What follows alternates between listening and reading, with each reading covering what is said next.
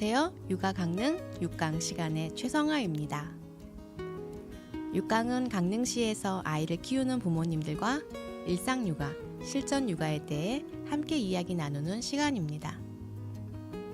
오늘 주제는 어린이집입니다. 그럼 우리 함께 6강 시작해 볼까요?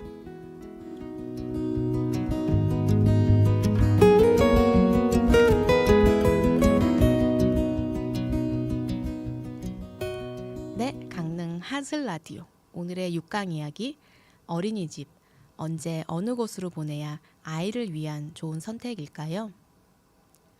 먼저 어린이집 관련 정보는 임신 육아 포털 아이사랑에서 검색해보고 정보를 찾아보시길 권합니다. 어린이집 검색, 입소 대기, 보육료 결제 등 모든 내용을 확인하실 수 있거든요. 부모님들 어린이집 언제 입소시키셨나요? 부모님들마다 사정에 따라 어린이집 입소 시기가 다를 텐데요. 출산 휴가 후에 바로 직장에 복귀해야 하는 엄마들의 경우 출산 휴가가 끝나기 전에 아이를 어린이집에 보내야겠지요. 아니면 출산 휴가 후에 육아휴직을 활용한다면 어린이집을 보내는 시기가 조금은 달라질 것 같은데요. 가정에서 아이를 돌보는 부모님의 경우도 상황은 다 다를 것이라 생각이 듭니다. 저의 경우를 얘기를 하려고 하는데요. 저는 아이를 낳고 출산 휴가 후에 바로 직장에 복귀를 했지만 부모님들의 도움을 받아 가정에서 아이를 양육하게 되었어요. 4살쯤 어린이집에 보내려고 생각하였지만 갑작스럽게 아이가 3살 때 4월 중순쯤 어린이집에 다니게 되었습니다. 어린이집에 보내려면 전년도 11월쯤 신청하고 다음해 3월에 등원하게 되겠지만 저의 아이의 경우에는 입소대기 신청을 한 적도 없고 중간에 입소하게 되는 경우라서 먼저 어린이집에 자리가 있는지 물어봐야 했습니다. 정말 전화를 정말 많이 하게 되더라고요. 가정, 민간 어린이집 중에서 저희 아이는 어디가 더 좋을까를 고민하게 되었고요. 인터넷에서 어린이집 체크리스트를 메모한 종이를 들고 2곳에서 원장님께 상담을 받았습니다. 메모에 든 체크리스트는 그냥 참고용이었고요. 선택할 때 가장 중요하게 작용한 건 저의 상황이었습니다. 집과 어린이집, 직장, 병원과의 거리, 4시 이후에 아이를 데리러 가게 될 경우 야간 연장하는 아이들은 몇 명 정도인지, 보통 몇 시에 하원을 하는지, 통학 차량은 운영하는지, 통학 차량을 이용하게 될 경우 이동 시간은 얼마나 걸리는지 등이었습니다. 입소를 하기 위한 신청 절차 등도 원장님께 여쭈어보니 자세히 알려주시더라고요.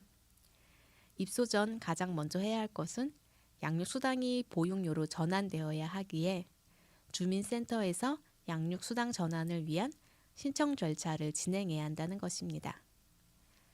아이돌봄 서비스 때 주민센터의 불편함을 겪은 터라 주민센터 담당 직원분이 온라인으로 복지로 사이트에서 신청이 가능하다고 하기에 혼자 복지로 사이트에서 신청해 보았는데 낯선 용어가 있었지만 처음이지만 신청은 그렇게 어렵지 않았던 것 같습니다.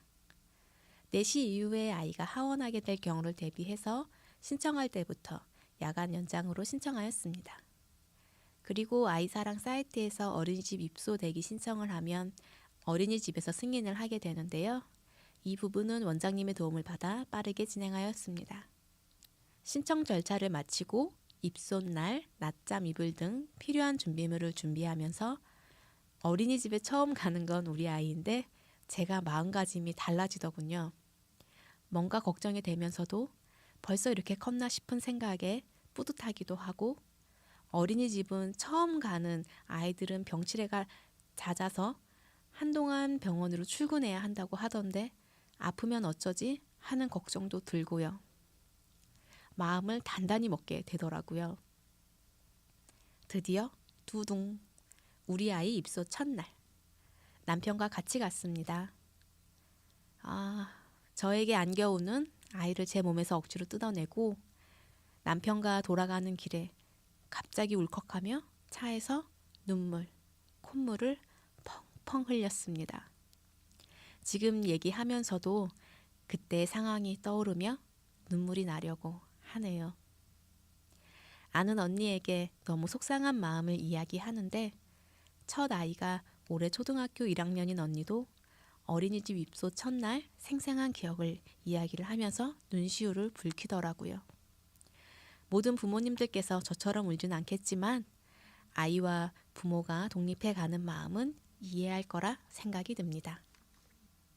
어린이집에 아직 적응하지 못한 상황에서 감기에 걸려 한 달을 병원에 다녀야 했습니다. 입원도 해야 했고요. 입원을 한 후 다시 등원하기 전에 아이가 어린이집을 너무 가기 싫어해서 거짓말로 아이의 마음을 달래기도 했습니다. 선생님이 너무너무 보고 싶어 해. 친구들도 너무너무 보고 싶다고 연락 왔어. 그렇게 아이의 마음을 달래려고 계속 이야기도 했지만 등원하는 날은 첫날보다 더 격하게 거부하기도 했고 애착 인형도 2주 정도 데리고 다녔지만 그렇게 한 달 정도 흐르니 거짓말을 하지 않아도 아이의 등원은 자연스러워졌고 아이가 어린이집을 다니는 것은 자연스러운 일상이 돼가는 것 같습니다. 보육료는 매달 11일 이상 등원하게 되면 보육료 결제 안내를 받게 되고요. 해당 금액만큼 국민행복카드로 결제를 하게 됩니다. 결제는 제 카드로 하지만 카드 결제 금액에는 포함되지 않습니다. 지원을 받기 때문이죠. 그런데 저처럼 중순에 입소하게 되면 등원일이 11일 이상이 되는지 반드시 확인하셔야 돼요. 11일 미만이면 자부담금이 발생하게 된답니다. 입소 전에 반드시 확인해 보세요.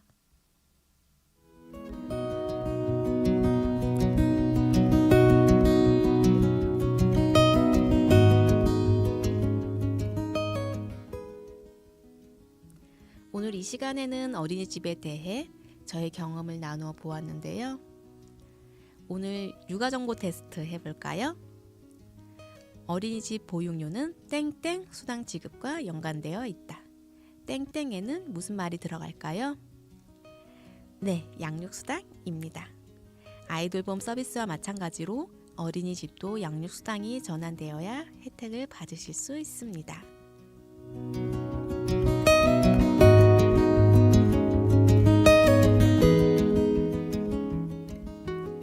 지금까지 강릉 하슬라디오 6강의 최성화였습니다.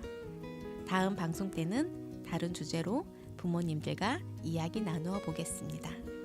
곧 게스트를 초대해서 육아 강좌 6강으로 만나는 시간도 만들어 보겠습니다. 이야기를 나누고 싶은 주제가 있으시면 댓글로 남겨주세요. 부모님들 응원하며 인사드릴게요. 오늘도 충분히 잘하고 있어요. 짝짝짝 감사합니다.